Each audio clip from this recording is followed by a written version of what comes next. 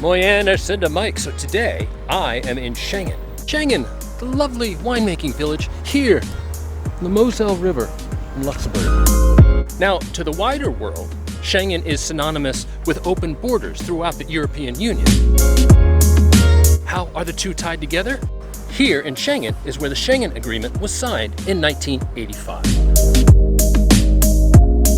Here in Schengen, there are several monuments that pay tribute to the Schengen Agreement. So this is really fun. These are the columns of stars, and each star represents one of the 26 countries in the Schengen area. And each star has a sort of artistic depiction of what that country is known for. I won't give them away. And just below the columns of stars are all these really cool flags with the country's official name or names.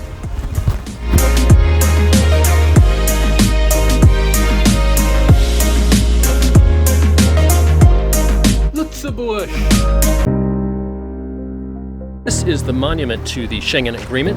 The three columns represent the three signatories of the agreement: Benelux, which is Belgium, Luxembourg, and the Netherlands, and France and Germany. And nowadays, of course, there are 26 countries in the Schengen area.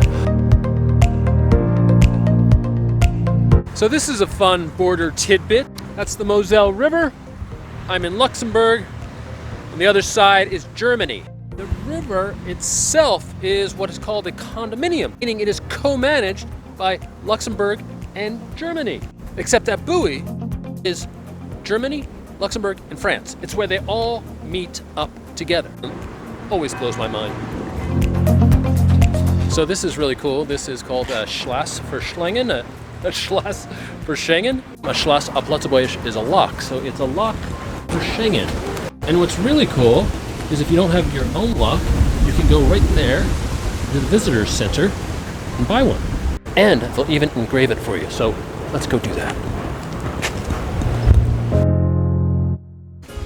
Okay, I got my lock and it says Addy Chow Tip Top, which reminds me, I have to end this video.